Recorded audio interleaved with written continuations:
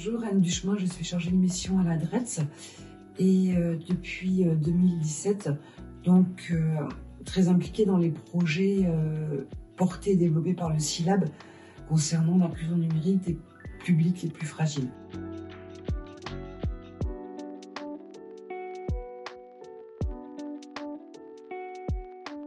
En fait, on a développé une cartographie collaborative qui est en ligne et accessible à tout à chacun pour permettre d'identifier les opérateurs qui vont pouvoir accompagner les personnes et les publics les plus fragiles par rapport aux démarches administratives en ligne.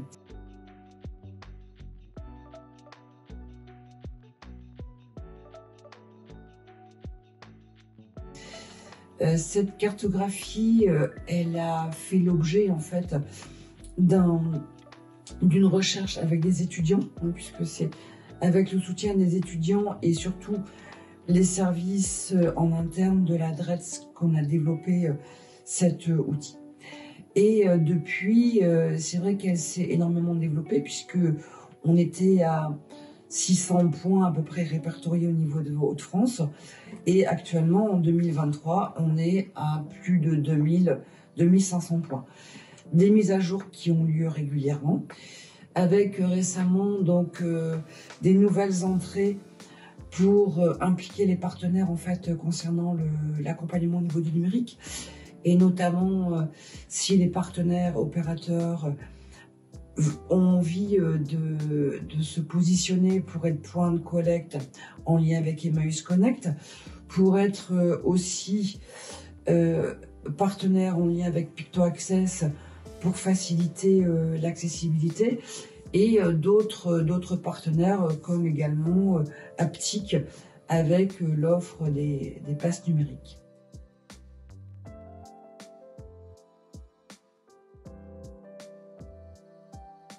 Cette cartographie qui est accessible sur n'importe quel moteur de recherche en tapant juste carto.assembleur.co permet effectivement de trouver les différents lieux qui sont sur les territoires, donc des lieux où on peut avoir un équipement avec une connexion internet, des lieux où on peut avoir des compétences, monter en compétences par rapport au numérique, et des lieux effectivement qui sont ciblés pour être accompagnés en fait par rapport aux démarches administratives en ligne. Donc on peut aussi isoler rapidement les France Services, donc les différentes France Services qui vont être sur le territoire des Hauts-de-France, et donc ces différents lieux qui vont être également en présentation mobile ou itinérante. Donc les France Services qu'on va retrouver en fait au niveau du territoire. Donc sur la cartographie, on voit effectivement apparaître donc des bulles. Sur chaque bulle correspond toutes les informations qui vont intéresser en fait les personnes qui ont vocation à être aidées, accompagnées. Bien sûr, la cartographie ne s'adresse pas aux personnes en situation de fragilité par rapport aux démarches, mais bien aux accompagnants et aux professionnels en fait qui vont aider par rapport à cette montée en compétences. Cette cartographie va également aider les décideurs. Pourquoi? Parce qu'en fait, on arrive à superposer en fait des indicateurs comme les densités de population ou d'autres indices qui vont permettre de voir comment les territoires sont couverts par rapport à l'offre de services correspondant.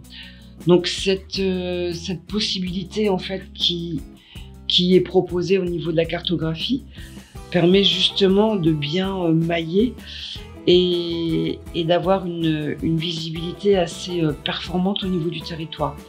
Donc des indicateurs, on a également la possibilité de repérer grâce à des données complémentaires des découpages particuliers qui vont intéresser le territoire, que ce soit les bassins miniers ou le territoire de la Sambre à Benoît-Thiérache, mais également de pouvoir repérer les quartiers politiques de la ville.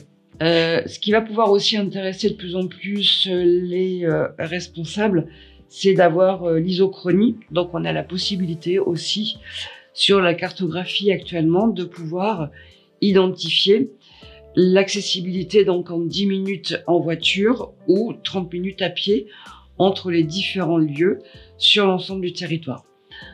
Enfin, dans la possibilité en fait qu'on a sur les différents supports, c'est de pouvoir avoir un jeu de fond d'écran différent qui permet justement de voir pourquoi les zones blanches sont des zones blanches.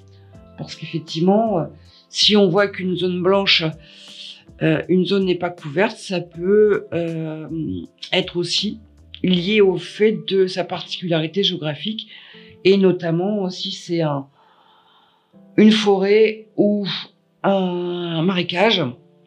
Donc on sait effectivement que il faut pas trop s'attarder sur ce territoire-là, quoi. Mais plus aller voir les autres. À terme, elle fera partie d'autres communs qui vont venir aussi s'agréger, puisque l'intérêt aussi par rapport aux opérateurs, c'est d'être dans une interopérabilité, à savoir que une cartographie qui est renseignée par un opérateur peut en même temps renseigner en fait plein d'autres cartes qui sont à disposition du grand public et en open data.